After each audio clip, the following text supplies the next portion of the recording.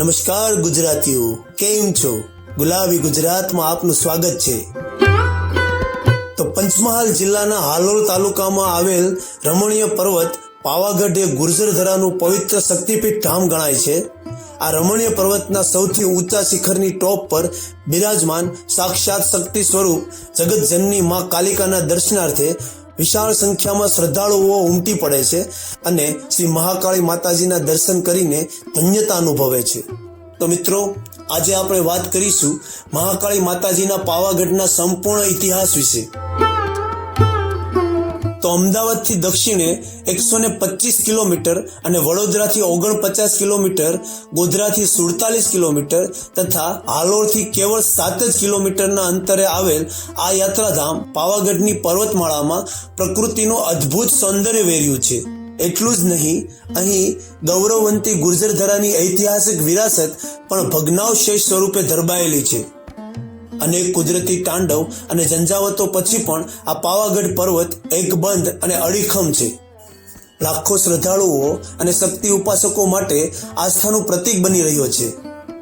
આ રમણીય યાત્રાધામ તળેટી, માંચી અને શ્રી મહાકાળી માતાજીનું મંદિર એ મુખ્યત્વે 3 ભાગમાં વહેંચાયેલા છે. આ પર્વતની ટોચ પર બિરાજમાન આદ્યશક્તિ શ્રી કાલિકા માતાજીનું મંદિર એ સૌથી ઊંચાણનો ભાગ રળિયામણો અને વિશાળ મેદાની વિસ્તારમાં પથરાયેલો છે.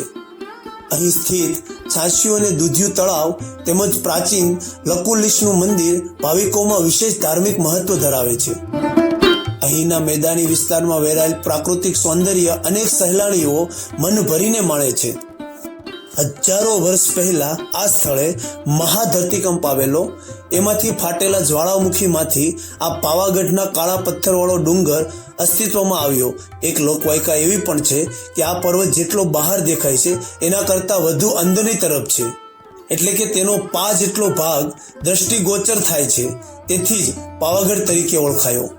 હજારો વર્ષ પૂર્વે પુરાણ કાળમાં મહર્ષિ વિશ્વામિત્ર આ પર્વતમાં વાસ કરતા હતા.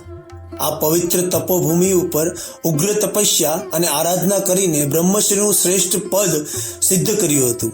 એવું પણ કહેવાય છે કે શ્રી કાલિકા માતાજીએ આપેલ નરવાણ મંત્રનું અનુષ્ઠાન કરીને વિશ્વામિત્રજીએ આ બ્રહ્મશ્રી પદ પામ્યા હોવાથી તેમને ચિરંજીવી રાખવા આ રમણીય પર્વતના સૌથી ટોચના શિખર ઉપર તેમણે સ્વયં જગતજનની માં ભવાની કાલિકા માતાજીની સ્થાપના કરી હતી. પાવાગઢ પર્વતની છેલ્લી ટૂંક ઉપર એટલે કે દરિયાઈ સપાટીથી 2730 ફૂટની ઊંચાઈએ આવેલા આ સૌથી ઊંચા અને સાંકડા શિખરની ટોચે શ્રી કાલિકા માતાનું મંદિર પ્રસ્થાપિત કરવામાં આવેલ છે. આ ઉપરાંત એક બીજી દંતકથા પણ પાવાગઢ સાથે જોડાયેલી છે.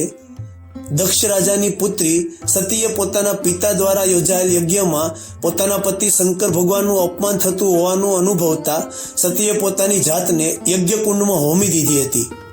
ભગવાન શંકરે સતીના મૃતદેહની પોતાના ખભા ઉપર લઈને તાંડવ નૃત્ય કરી પ્રલયનું વાતાવરણ ખડું કરી દીધું હતું. દેવોની વિનંતીથી વિષ્ણુ ભગવાને સુદર્શન ચક્ર દ્વારા સતીના અંગને વિચ્છેદન કર્યો હતો. આ વિચ્છેદ પામેલા અંગના ટુકડાઓ અને ઘરેણાઓ જુદી જુદી 51 જગ્યાએ પડ્યા હતા, જે અલગ અલગ 51 શક્તિપીઠ રૂપે પ્રસ્થાપિત થયેલ છે. તે પૈકી સતીના જમણા પગની આંગળીઓ પાવાગઢ પર્વત ઉપર પડી હતી, તેથી અહીં તે પવિત્ર શક્તિપીઠ ધામ તરીકે પૂજાય છે. અહીં સ્થિત મંદિરમાં મુખ્યત્વે માતાજીના પવિત્ર અંશ રૂપે ગોખ પ્રસ્થાપિત કરાયેલ છે અને કાળી યંત્રની પૂજા અર્ચના થાય છે. આ ઉપરાંત પાવાગઢ સાથે એક અન્ય દંતકથા જોડાયેલી છે. એવું કહેવાય છે કે એકવાર મહાકાળી મનુષ્ય દેહ ધારણ કરીને આસો મહિનામાં આવતી શારદીય નવરાત્રિમાં ગરબા રમવા માટે પાવાગઢ આવ્યા હતા. તે સમયે સાપાનેર રાજ્યના રાજા પતઈ હતા. તેમની મહારાણીઓ ગરબે ઘૂમતી હતી. તેની સાથે મહાકાળી માતા પણ ગરબે ઘૂમવા લાગ્યા. માતાજીને જોઈને પતઈ રાજા તેના રૂપના મોહિત થઈ ગયા. પતઈ રાજા ભાન ભૂલીને મહાકાળી માતાનો પાલો પકડી લે છે. તે જોઈને મહાકાળી માતા ખૂબ ગુસ્સે ભરાયા અને એમને શ્રાપ આપે છે કે તારા રાજ્યનો વિનાશ થશે. ઉલ્લેખનીય છે કે આ ઘટના બાદ મોહમ્મદ બેગડો સાપાનેર પર ચડાઈ કરે છે અને પતઈ રાજાને હરાવીને રાજ્ય પર આધિપત્ય સ્થાપે છે. આ ડુંગર પુરાતન કાળથી ખૂબ જ ઐતિહાસિક અને ધાર્મિક મહત્વ ધરાવે છે. રાજ્યની બીજી પણ મહાશક્તિપીઠ અંબાજી, બહુચરાજી અને પાવાગઢમાં માના મંદિરનું સ્થાન અનન્ય છે. શંકુ આકાર ધરાવતો પાવાગઢ એક યાત્રિક ધામ તરીકે સદીઓથી મહાકાળી માના ભક્તોના હૃદયમાં ઊંચું સ્થાન ધરાવે છે. આ પાવનકારી ભક્તિમય નવરાત્રિના તહેવારોમાં તથા માગસર પોષ વદ અમાવસ્યાના દર્શન અમાસના દિવસોમાં પાવાગઢની ધાર્મિક યાત્રાનો ઘણો મોટો મહિમા છે.